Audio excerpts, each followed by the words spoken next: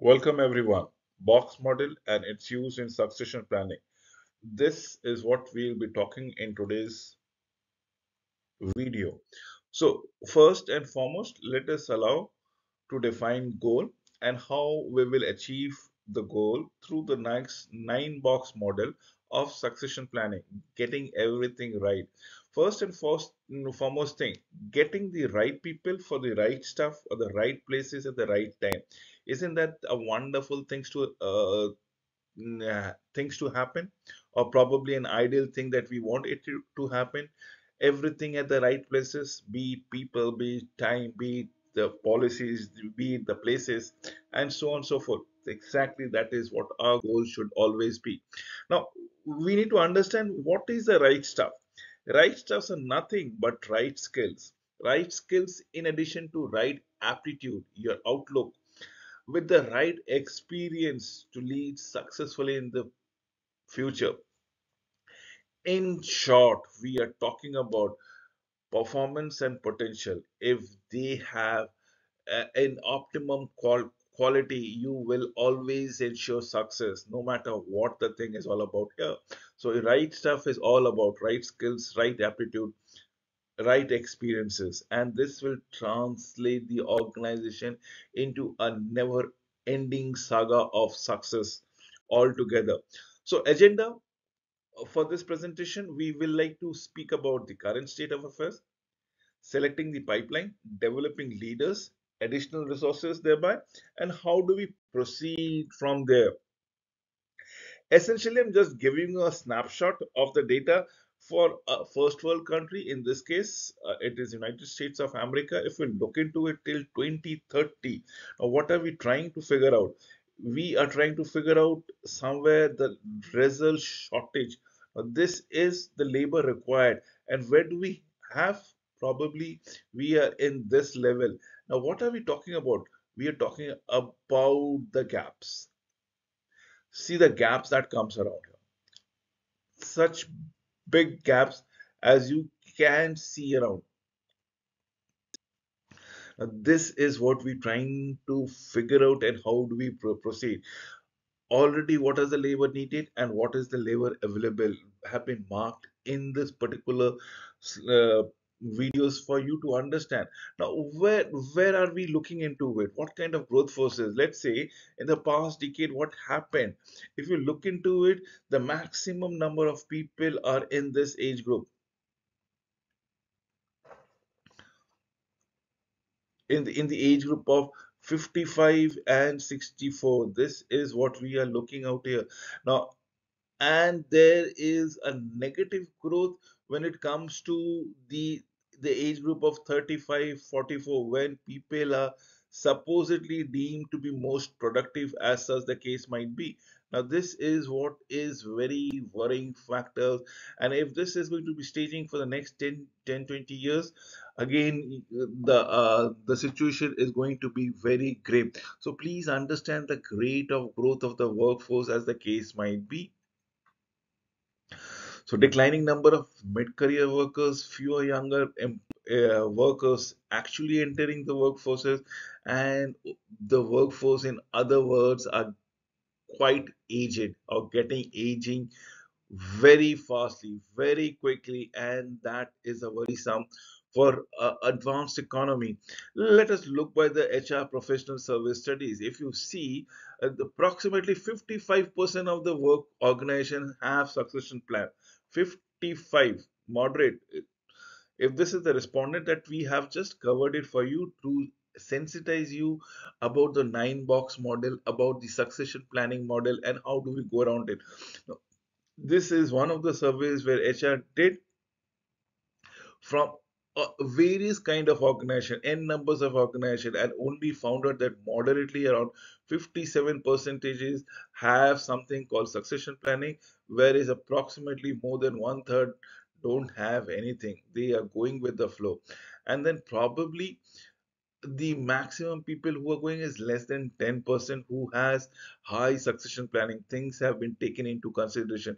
So average score is less than 50%, or should I say on a scale of 10, it is around 4.6%. And this is a worrying factor that one needs to take into consideration. Again, talking about the vital position, important position, critical position, or the linchpin position, if I may say so, which is mandatory for the organizations not only to survive but to sustain and probably to achieve some degree of successes. Now, if you look out here, how do we come across? What is it that comes to level around it? The individual contributions are very less, whereas chief executive or the top rank contribution are considerably more, right? And this is what we are trying to figure out. This is considerably more. The most been on the multi-department or things, but the least is the individual. People don't plan for themselves. People are going by the flow. People are just existing. People do not have a concrete plan for the future, the first level function, the departmental function, and so on and so forth. Succession qualities most predictive of success, as what we call about it. Now, what are the succession qualities? If the top management has a concrete plan, if it involves the chief executive officers, if it involves the departmental head, if it involves the line management, if it ensures that everybody is on board so as to have a steady stream of qualified employees in the pipeline ready to take the leadership position as on when on demanded.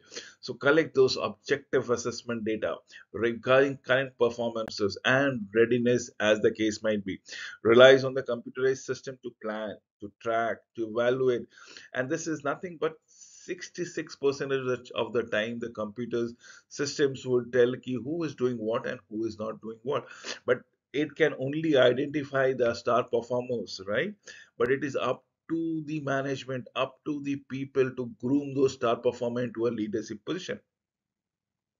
So evaluate the managers based on their efforts and develop direct reports. Involves coaching and mentoring programs as the case might be. So where do we start and how do we go around it? First and foremost thing, start where it hurts the most. Usually at the senior level, identify the linchpin position, the critical position, and cascade them down to include the lower level as on when on basis. So first and foremost thing is look where the organization is facing difficulties, impediments, is not been able to run the operation smoothly, where it pains the most. And this can only be taken places at the senior level, at the critical position, and probably at a departmental thing. So where are we most at risk? Number one, number two, number three, the people who are retiring, people who are at the age bracket of 50 plus, expanding new businesses, critical levers of strategy, highly specialized expertise, as the case might be. So what are we looking into it? We are looking into just-in-time approaches, and just-in-time approaches can be anything and everything, right from selection, hiring, retaining, workforce planning, knowledge transfer, performance management, the training and development, competency planning, you name it, and we can go around it. The moment we find any difficulties, immediately work upon it. The just in time approach, immediately work upon it, iron out the issue, look for the favorable solution, train probably if required, mobility, career mobility, program evaluation. These are nothing but we are talking about competencies model. These are nothing but we are trying to have something in pipeline as far as succession planning is concerned. Eventually nothing but developing leaders, building a brand loyalty among the internal customer, a sense of belongings among the workforce. This is what just-in-time approach is all about it. We need to ensure that people are on board, people understand what is happening. If there are any issues, be it attrition, be it a delay in the quality of work, be it anything, absolutely anything, try to figure out the issues and try to approach them as on when on basis, and you will see people will get thrilled by your participation. When I say people, we're talking about employees. When I say thrilled by your participation, is the top management facilitation that is working. around here. So let us look into it. How does it comes around? An integrative approach to building the leadership pipeline. And if you look into it, it's a pipeline. If you look, it moves around and around, right from workforce planning, right from competency building, modeling, recruitment, selection, hiring, the training and development, promotion and career mobility, retention, knowledge management, and program evaluation per se. How do we come across with it? This is what needs to be done. So, workforce planning, succession planning, competency model, recruitment, selection, hiring. If we can work upon it, probably things can only be bright and forward looking as far as leadership pipeline is concerned. Everything will be in place in terms of recruitment, in terms of competence, in terms of training, in terms of career flexibility, and so on and so forth. The research finding says, you look, this is research finding that comes around here. This is how it comes around the pipeline. From all employees we are just filtering it out every now and then. This exactly will look to go around. So if we can needs to do around it, how we can probably focus. First and foremost thing, look at the whole bunch of your employees. Then try to figure out who are your star performers. Probably promote them to mid managers levels and high potential employees. So from a lot of people that comes around here, absolutely lot of people who comes around here, only probably one of them can figure out to be your leader. So this is what the bunches of people that would look around it.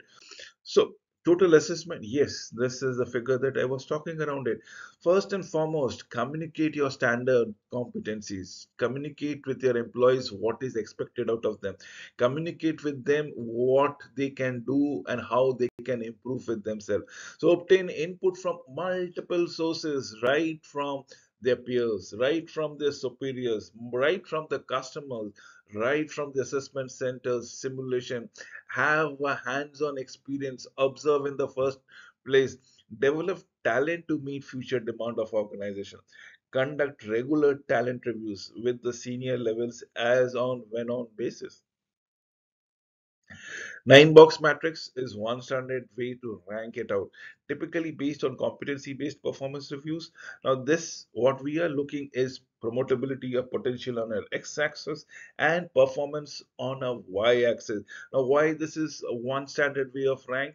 Because this will tell it to you who needs to have the largest share of the pie. Now that is been marked with the bluer segment altogether. This is the bluer segment where we are talking about the performance being high or mid-level, but the potential is immensely high and mid-level. Strong performer.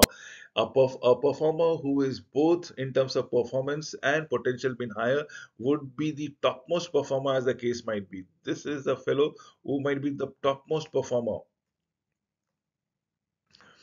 Right. And that is what we are looking around it. Whereas a performance is low and potential is also low, is the lowest of all performer, probably needs to be ignored. But in between are the medium who has equal amount of potential and performance as on when on basis. They need to be pushed to get things done, and that is what the questionable performers are all about it. And then we have somebody called dependable performers who have everything good mix of potential, either on the potential part or on the performance part. If they are good at least in one of those segments, either potentially they are very good but performance wise low, or performance wise very good but potential wise low, can we groom them up? Can we dependable them? Or they are in between, is the solid or the mid segment that we are talking around here. This is what we should be talking around. Here is a segment that goes around time and again. So yes, this is a nine box matrix which will weigh all the employees at one scale and try to figure out who needs to be promoted, who needs to be taken care of. Transparency. Now, this is one of the questions that often haunts the top management. Do they talk about succession planning in open, or do they avoid talking in succession planning? I for one surely believe that transparency is one of those things that will take you uh, build ensure building confidences not only among the top management but also on the employee. So it is better if you tell every potential candidate about their ratings, give them the feedback, tell them who has the potential to make it to the top, explain participation is required, and on a continuous basis. Don't tell anyone until ready to make offers as on when on basis. Basic premises for transparency is given that the employee contract is now based on performances rather than loyalty or seniority. People will contribute more if they know what rung they are on as on basis.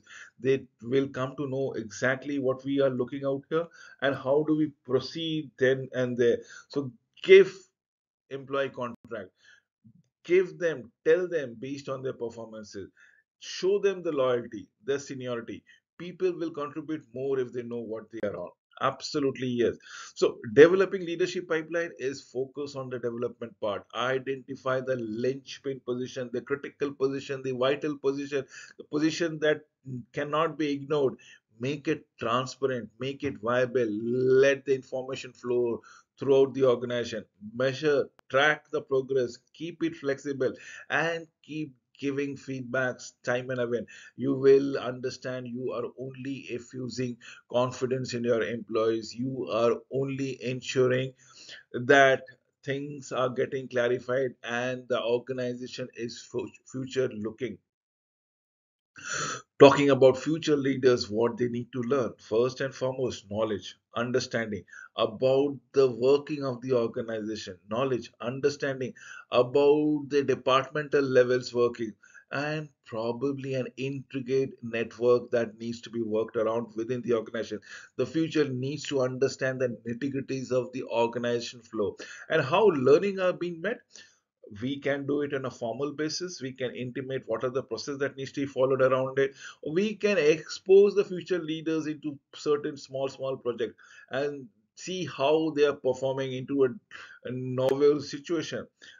We can obviously rotate them from one department to another, from one functional operations to another functional operation. We can look for data driven development based on the assessment, based on the feedback, based on the performance that they are doing around it. Senior leaders involvement, structured buildings of relationships that comes around here is what we should be looking around. Leaders' competencies are not enough. Each level of leaders requires a unique mix of skills, time application, values, and priorities. Now, what are we looking out here? We are looking over six passages. The bends in the pipeline. First and foremost thing is to manage self. Because from managing self, if you're managing yourself in a much better fashion, you will be able to only extradite or manage others, your team members. Managing others to managing the bosses, your managers. So you are managing someone one level upline. From managing managers, can you do the departmental managers? Can you manage the functional managers as such? Can you come into the limelight? Can you understand how they are operating out and probably give your reactions accordingly? From functional managers to the operational head, from the strategic business unit head, can you go around here? From business managers to a group managers for a zonal level basis. If you can manage things, if you can do those things, if you can groom yourself to be a group managers, you are doing yourself a great favor as far as promotion is concerned, as far as leadership potential is concerned. That means there is a chances that you will eventually head the organization in the form of chief executive officer. So he essentially started into managing self, starting from managing self to managing team, from managing team to bosses, from managing being bosses to the functional manager, from being a functional manager to a business manager, and from there to a group managers and enterprise resources thereby. So this is what the leadership competencies is all about. It we are talking about um, time management, we are talking about ethos, we are talking about the skills that we are looking for in an individuals, where he or she can be groomed to become a leader. So common development method, first and foremost thing, is the on the job practical exposures, individual development plan, IDPs as they say. So give a difficult assignment, give a out of box assignment, a difficult terrain, take the person out of their comfort zone, rotational assignment, cross functional team project, performance support tools, cross functional promotional pathways, shadowing, executive level processes, referenceware, formal development, assessment, coaching, mentoring, formal training, action learning, discussion groups. Now, what about formal training is absolutely which has been mentioned out in terms of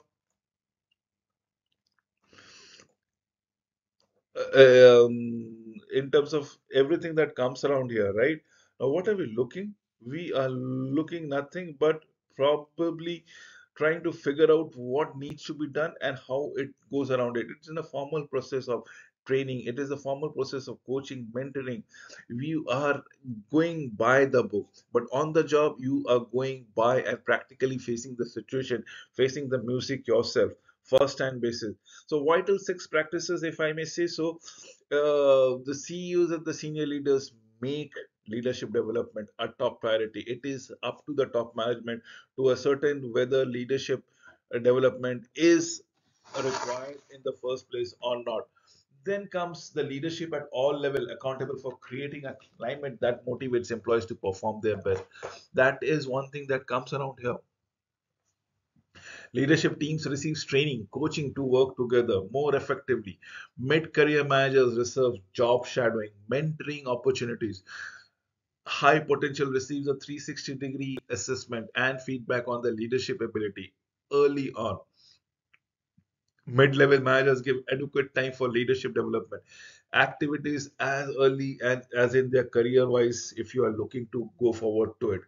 Now that is what we should be asserting it. That is what we should be looking forward. Measuring your success on the way round the clock throughout the year.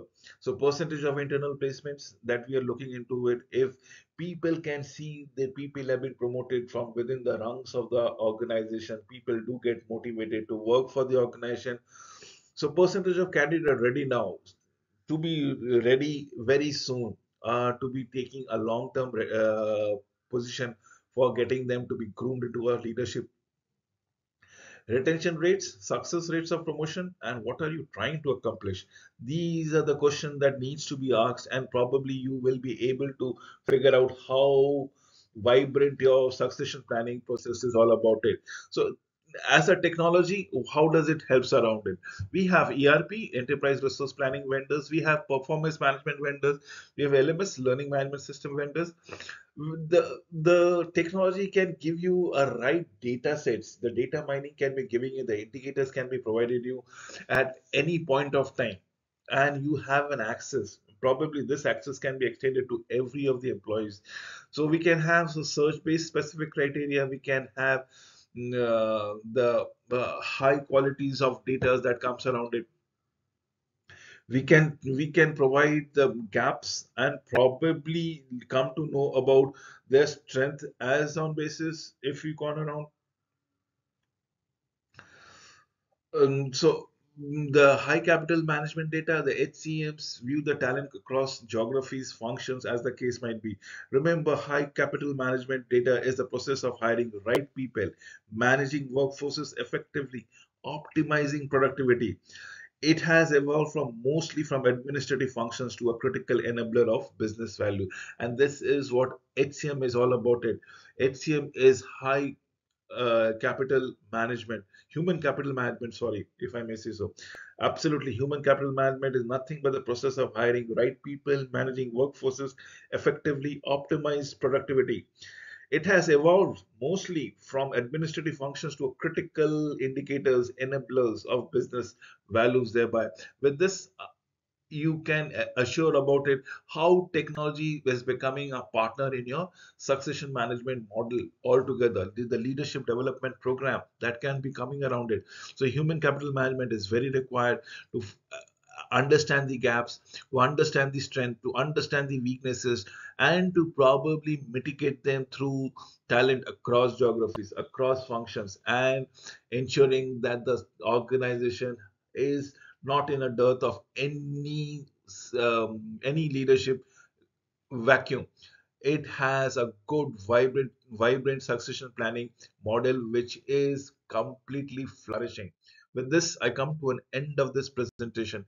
Thank you for watching this video till the very end.